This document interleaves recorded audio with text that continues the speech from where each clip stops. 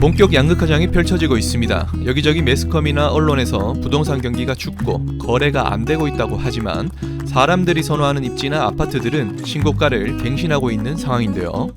그래서 앞으로는 입지 선정에 대한 선택이 더욱 중요해지는 것 같습니다. 최근에 내 집 마련을 위해 찾아오시는 분들도 이런 입지 선정의 중요성을 강하게 느끼시는 것 같습니다. 이 영상을 보는 분들도 그럼 앞으로 어디를 선택해야 하는지 궁금한 분들이 많을 것 같은데요. 내 집 마련이나 갈아타기를 위해 25년에는 대구 부동산 어떤 입지를 주목해야 하는지 함께 살펴보도록 하겠습니다. 우선 수성구 쪽을 먼저 보도록 할게요. 수성구는 학군, 학군하면 수성구. 우리나라에서 특히 대구에서 학군이 부동산에 미치는 영향은 지대합니다. 학군이 아니라면 굳이 수성구를 고집할 필요는 없겠죠. 수성구는 전국적으로 입시 성적도 우수하고 학원가 등 교육 인프라도 잘 갖춰져 있습니다.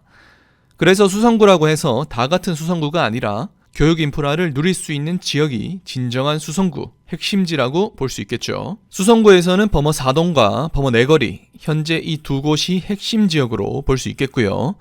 앞으로도 큰 이변 없이 이 입지들은 탄탄한 흐름을 이어갈 것으로 보입니다. 범어 4동은 학군의 핵심 지역에 위치해 있는 대신 아파트들의 세대수가 작고 몇 개의 단지를 제외하고는 연식이 다소 있습니다. 그래도 학군의 힘이 워낙 강력하기에 시세 방어는 물론 수성구 전체 시세를 이끌어간다고 볼 수 있겠습니다. 반면 범어 4거리 지역은 범어 4동에서는 접하기 어려운 교통, 상권, 접근성 등의 장점이 있습니다.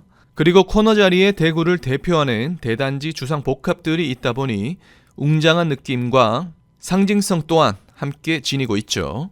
대형 세대만 있는 두산 위브더 제니스에는 유학 등으로 자녀 교육이 필요 없거나 교육이 끝난 분들이 주로 희망하시고, 범사 쪽은 수성구 내에서 자녀 교육을 진행 중인 분들이 계시는 상황입니다.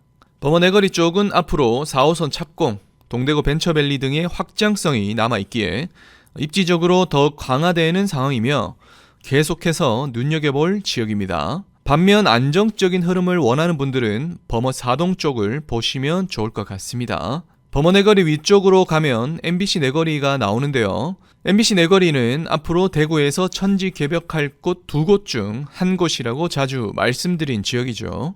그 안에서 대장 입지로 볼 수 있는 MBC 더샵의 모습이 서서히 드러나고 있습니다. 후분양으로 진행이 되는데요. 가시성 좋은 코너 자리에 대형 전용 고급 주상복합, 마치 제니스와 닮은 구석이 많은데요. 범어 4거리와의 입지 차이는 크지만 올 한 해 지속적으로 체크해야 할 지역으로 말씀드리겠습니다. MBC 더샵과 주변 입지에 대해서는 다른 영상으로 기획해 보도록 하겠습니다. 다음 비수성구 쪽으로 넘어가 보면 우선 남산동을 봐야 되겠죠. 남산동은 지리상 대구의 중심부인 중구에 위치하여 어느 지역으로 이동하더라도 부담 없이 이동할 수 있습니다. 특히 대구에서 강력한 달구불대로 2호선과 3호선까지 더블 역세권이 가능해지니 교통적인 강점이 있는 곳입니다. 시내와의 접근성, 백화점, 서문시장 등의 주변 인프라 등도 잘 갖춰져 있는 곳입니다. 달구벌대로에서의 소음이 다소 느껴지지만 안쪽으로 한 블록만 들어가면 조용하고 고즈넉한 아파트들의 모습이 펼쳐집니다. 남산동에서 선호되는 남산초 주변의 단지들이 인기가 있으며 초품화인 남산 롯데, 상권이 잘 갖춰진 청라자이가 남산동뿐 아니라 비수성구 전체를 리딩하고 있습니다. 대안으로 남자하나, 남산 이편안도 인기가 있는 단지로 볼 수 있는데요. 남산 롯데와 청라자이의 시세가 부담스러워진 매수자들이 다음 후보지로 선택을 하는 상황입니다. 앞으로도 비수성구의 시세 지표의 역할을 하며 전체적인 흐름을 견인해 갈 것으로 보입니다. 다음은 죽전 4거리입니다. 동범 서죽이라는 말이 있듯이 인프라와 상권이 잘 갖춰져 있고 달구벌대로 2호선 라인을 활용할 수 있다는 점이 가장 큰 메리트입니다. 크고 작은 병원부터 각종 외식, 문화, 쇼핑 등 다양한 상권이 형성되어 있고 성서 산단 지역의 임직원 분들과 성서, 죽전, 볼리 등에 거주하시는 분들이 주 수요층이 되겠습니다. 대표적인 단지들로는 코너 자리에 2호선 초역세권 신축인 빌리브스카이가 있겠고요. 전에 터줏대감으로 볼 수 있는 월드마크 웨스트엔드가 있겠습니다. 범어 4거리에서 대형은 제니스, 국평은 W가 인기인 것처럼 죽전에서도 대형 평형인 월드마크는 연식이 지나도 굳건한 입지를 지키고 있습니다.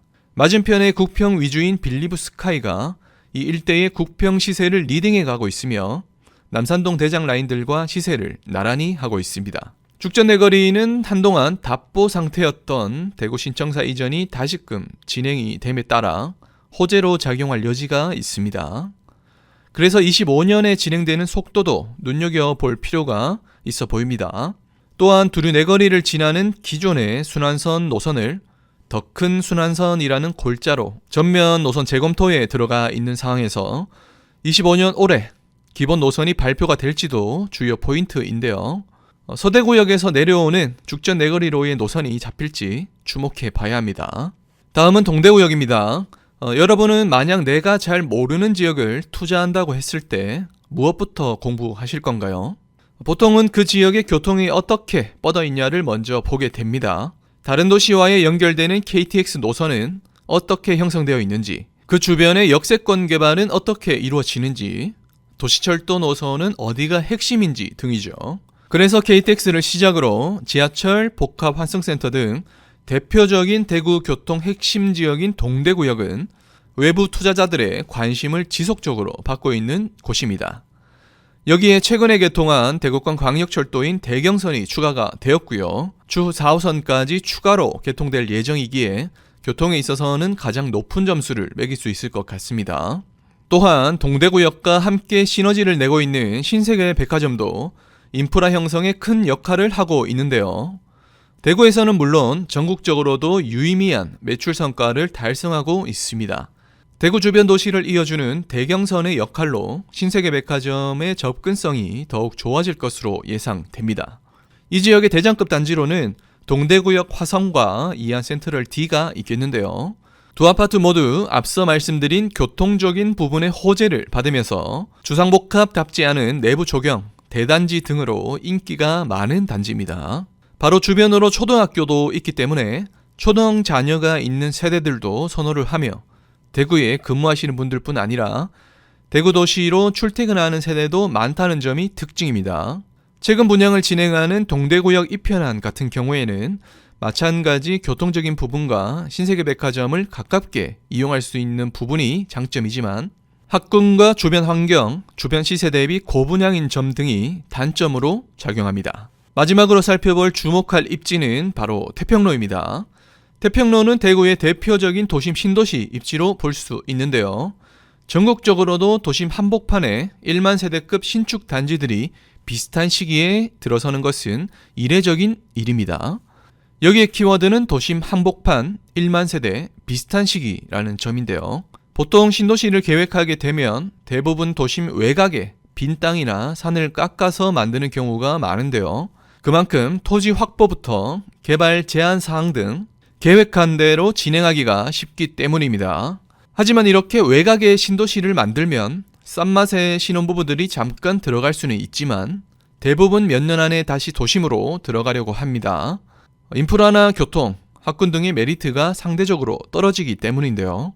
반면 이 태평로 지역은 도심 한복판에 신도시처럼 낙후 지역이었던 동네가 신축 아파트촌으로 탈바꿈되었습니다. 위치상으로 중심지역이기에 시내뿐 아니라 대구 어디를 가나 접근성이 좋습니다.